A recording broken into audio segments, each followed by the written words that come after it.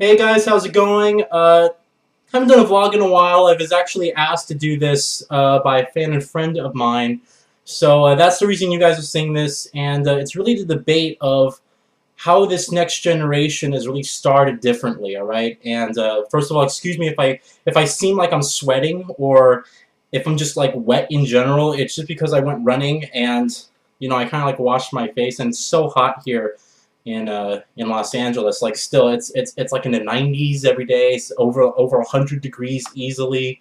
So it's just really hot outside. All right, guys, but I put in the run. I'm trying to get the question up here so I know exactly really how to answer it because it was a pretty interesting question because I can see it from two different angles, right? The gamer's perspective as well as the developer's perspective. And I always liked that I could see things from that point of view. So let me get the question up here. Um, hmm, yeah, it's about the whole state of the next generation titles. See, I'm dripping right now. I can feel it, and how they're not really giving us that next gen, oomph, that thing, that quality that we expected. All right. Now, this generation in particular is very different from what our past generations were. You have to understand that is the last generation probably underwent. It's probably the most severe amount of changes than any other previous generation before it. All right, because really the last generation was not just a change in terms of realism and graphics and stuff. It was a change in the whole industry, new business practices. The industry itself grew significantly bigger than it did in the past, and faster at that. And also, it was really the full introduction of online gaming. Now we had it in the past with the fifth generation of consoles. This is the no, it was the sixth generation. The PS2 and Xbox era were the sixth generation of consoles. Now we had online multiplayer then, but it wasn't really as proficient or as popular as it really was when it became, mainstream really in the seventh generation. All right, so that being said, it significantly changed the whole industry, and the reason that people, the reason why people played video games. You had a lot of people coming in here competitively, and it was so much easier than ever to now play with your friends. Now you can play with your friends through multiplayer. They don't have to be with you in the same house doing split screen, and it's really interesting. Now I grew up. My first ever game console was the Nintendo 64, and I do still own that. I do still own the N64. It still works too, my original one, and also in the original PlayStation, not the PS1, the slim one, with the actual original boxed PlayStation. I still own that, and it still works. Now, the sixth generation, I only owned a PS2. It was weird because I really wanted a PS2, and it's really funny to see how much my viewpoint and my whole thought process on gaming changed significantly because I consider myself a gamer in the PS2 era, but I didn't really play a lot of these popular franchises, and I didn't really play them that long either. I owned a PS2, and that was it. I didn't own an Xbox, I didn't own a GameCube, and I had friends that did, but I never owned any of those platforms. Now with the PS3 and Xbox 360, I owned every single console for that last gen. I owned a Wii, still works, my original one. I owned a PS3, went through about 6 of those, and owned an Xbox 360, went through about 3 of those. So I mean, it's funny to see how drastic my whole viewpoint on gaming, my whole characteristic about this industry, my passion for it really grew. Especially when I started on YouTube in 2008, really in 2007, but for this channel, 2008. Now, this next generation is really interesting because it's not really significant changes as I think a lot of us were expecting the full next gen to be, because we've had significant changes from each generation before. The PS2 games were just significantly, a significant leap forward from that of the PlayStation 1 games, and Xbox 360 games were significantly forward to that of Xbox games, both in game design and what they're able to do with the hardware and stuff. It was just much different. Now, this generation, the whole thing was, let's make it easier for developers.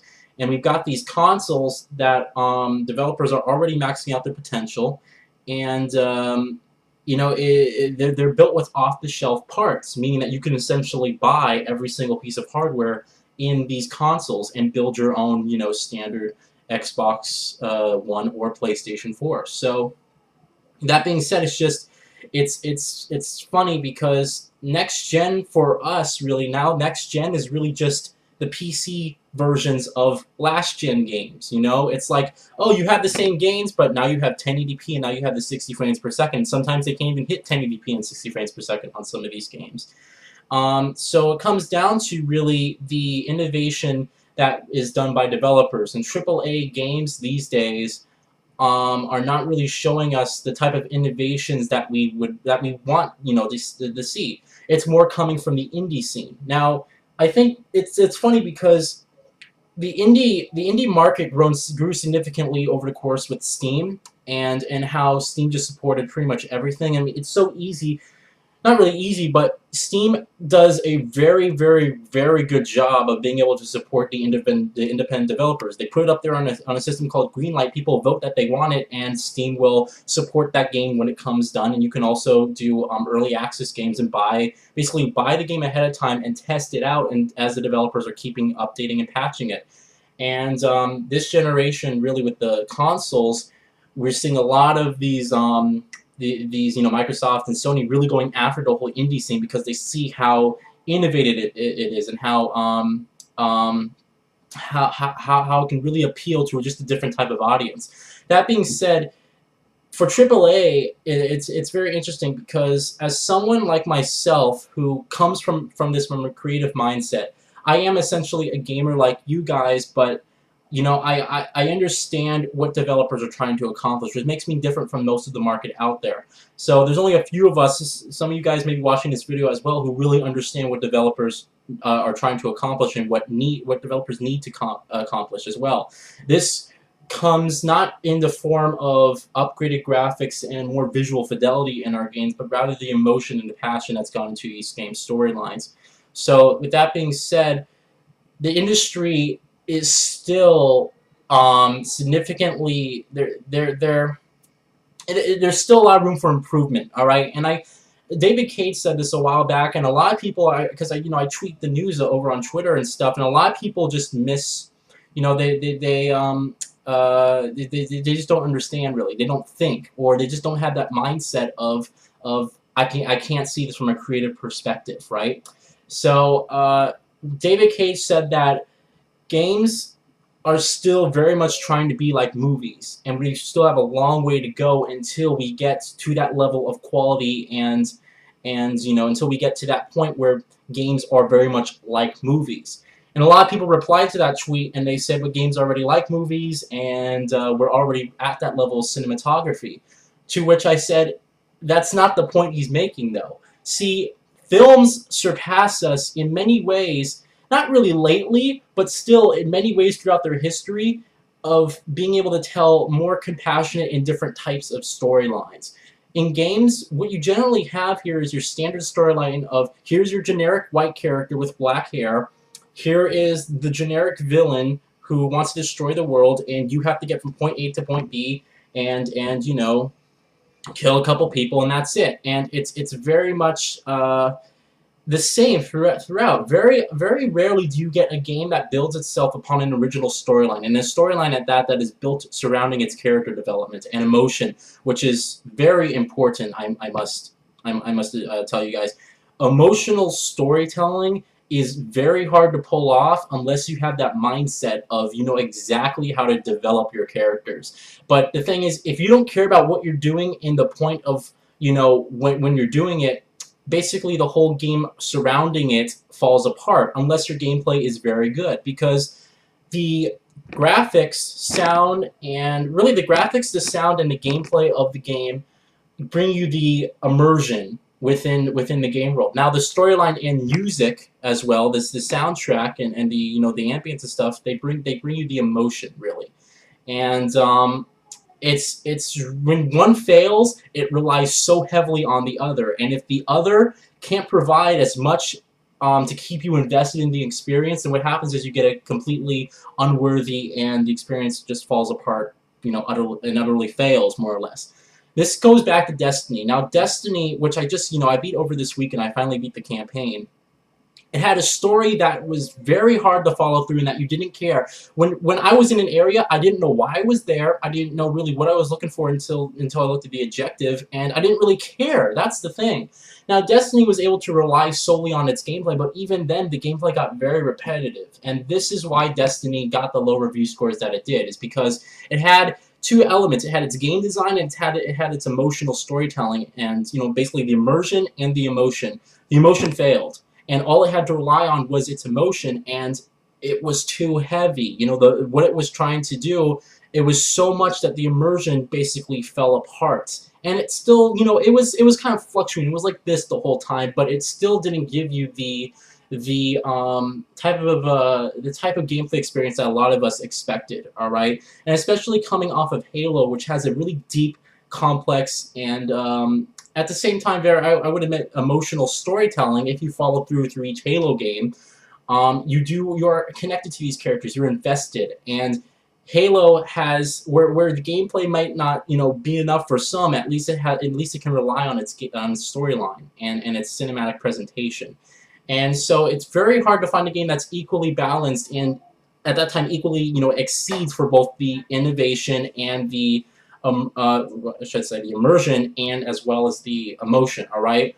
If you look at Naughty Dog's games, they're all about that quality gameplay and immersion mixed in with that emotion. What's another game that has come? BioShock Infinite, and the whole BioShock series in general, more so the original BioShock. Immersion, emotion, and it's all about creating those emotional experiences. Now, the games this year that have coming out have been nothing more of nothing short of disappointing. Let's just be honest. 2014 was probably one of the worst gaming years so far. I mean, we still got the rest of the fourth quarter, which may redeem it in some end, but 2014 for the most part has been probably the most disappointing year of gaming. I would say even out of the whole last generation. If you take the last generation and the first year of this generation, all those years, 2014 was probably the most disappointing. We saw a lot of games that came out and that had a lot of potential, but they just couldn't they couldn't keep it up. And I think no one was expecting Destiny to fail as hard as it did. And like Watch Dogs, for a lot of people, was a disappointment. I'm going to be honest with you guys. I personally think the best game that came out this year was Wolfenstein: A New Order. That was a game that pushed emotional storytelling, but was also immersive in its gameplay, and it was able to hold those two up. I enjoyed Watch Dogs, but there wasn't really much emotion in the storyline, and therefore Watch Dogs relied so heavily on its gameplay that the emotion kind of fell, flat. And I enjoyed parts of Thief, but no emotion in its storyline. And being a huge stealth fan, that gameplay was able to at least hold up for me for the good 25 plus hours that I spent throughout the campaign. So what we have to understand here is that it's still early. And it's still early, and we're not even through the first year of these consoles. 2015 looks to be a really super exciting year for gaming in general. 2015 actually looks to be the best year in gaming in recent memory. Because think about all the games that are coming out in 2015. It's commercial blockbuster overload. All right, Batman: Arkham Knight, Battlefield Hardline, Dying Light, The Witcher 3 Wild Hunt, The Order 1886, Uncharted 4 Thieves, and Halo 5 Guardians, Quantum Break, Star Wars Battlefronts, The Division, Tom Clancy's The Division, whatever the new Assassin's Creed, whatever the new Call of Duty will be. I think EA said they're going to do actually a Need for Speed for next year, or whatever Criterion's new game will be be out next year. It's a window for next year. And Mortal Kombat 10. There's just so much, exciting AAA games that aren't necessarily new franchises. Not all of them, at least, but they really look amazing. I was worried about Batman: Arkham Knight because Batman Arkham Asylum was still to this day my favorite Batman game. I didn't really like Batman Arkham. It's not Origins. What's the other one? I'm forgetting the other one. Arkham City. Yeah, completely forgot that name. Batman Arkham City was good. It just wasn't great to me, and I felt like it sacrificed a lot of its focus in its narrative, really, and what it was trying to do, because it went open world. You know, I like the close quarterness of that of Arkham Asylum. Everything felt familiar. It felt large, and you really felt that you were, on this crazy place. And Arkham City was kind of lifeless a little bit. It's really hard to explain, but personally for me, I just enjoyed Arkham Asylum, and I was very iffy about Arkham Knight because I was like, well, I hope it's not just a remake of all the other Arkham games and not a change in core gameplay.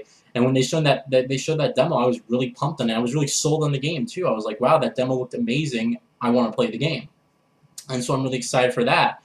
Dying Light is another one. Coming off from the developers of Dead Island, one of probably the worst games I ever played last generation, Dead Island.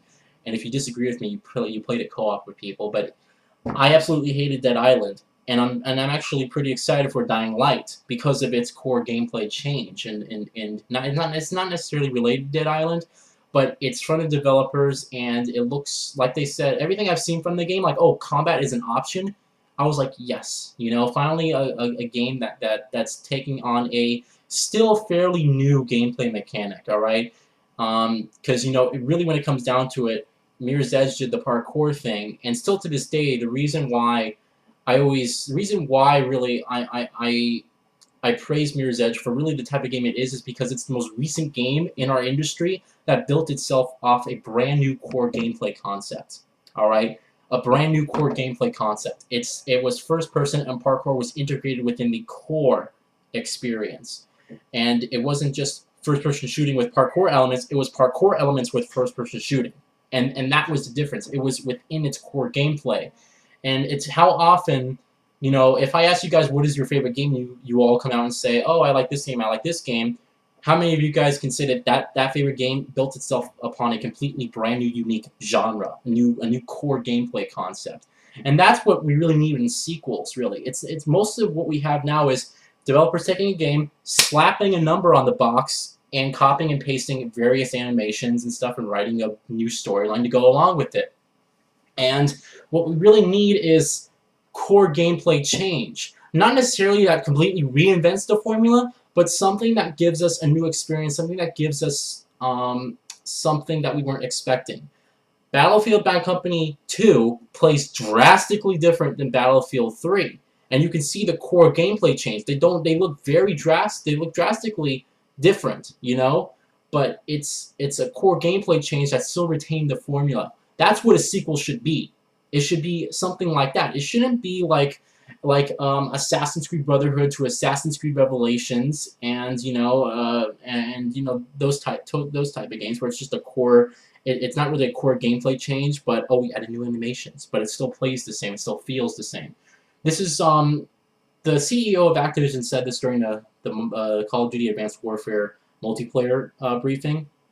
He said, we're giving players a new way to play while still retaining that classic feel that you all know and love from Call of Duty. That is the problem. Not giving new players giving players a new way to play the game, but rather taking that same gameplay, and it's that same classic feel that's the problem, all right? All you have to do is change up your core gameplay, and you will change the way people play. That comes automatically. So, and this is, it's very difficult when choosing, as someone who wants to possibly develop games in the future, it's very interesting and different to say, all right, do I go with the AAA third-party guys who have the resources, who have the budget, and who have the means to make the type of games that I really want to make? Or do I go with the indie developing scene who don't necessarily have the resources or the money, but we could make something cool, unique, and creative and innovative, and maybe I can scale my ideas to fit within our boundaries? And it's very different to choose between, because I'm a story writer. I write a story for a game, and I just choose to make that game one singular game.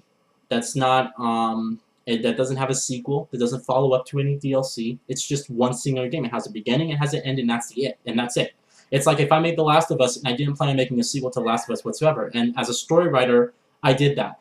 What the publishers come in and do is they say, your game was such a massive hit, and can you make like a few sequels on it, because we can make a lot of money from just the title alone, and it destroys really the developers' creativity and the story writers' creation really, because sequels to a certain extent um, destroy that of the franchise. All right, people's perspective from Call of Duty 4 is now completely different from the new Call of Duty. Right, Call of Duty way back in 2007, people had a completely different mindset from it now. And likewise with Assassin's Creed, people had a completely different mindset with Assassin's Creed 2 than they do with the series now. And you know, Need for Speed and all that stuff. It's interesting for driving games because racing games are different because they don't rely really on storytelling. They just rely on creating fun gameplay. And a lot of these arcade shooters are really you know, just based on you having fun. You know, so it's like racing games. That's very interesting. So it's just a completely different, you know, mindset, completely different structure when building that of racing games. But there's just a whole completely different new rule set you have to follow. So that's basically all I have to say, guys, regarding the matter. It's still early. We still gotta wait, all right? But the innovation it's all about creating those game-changing, really those industry-changing, rather, moments. And that comes in the form of more incredible storytelling. Let's not use cliche characters. Let's take a minority. Let's take, you know, I don't know. Let's take a gay character, for instance. All right. Don't make it a choice, really, but make it a requirement. Like, oh, we have this really awesome game that you want to play, but you have to play as a gay character. And it's that type of, you know, innovation that's going to change the story structure. It's important to note not to sell your game on it. Don't sell your game on the fact that it has a gay character, but sell your game on the fact that this is something that's going to push storytelling because it's a new type of story. It's something that you haven't been told before in a video game.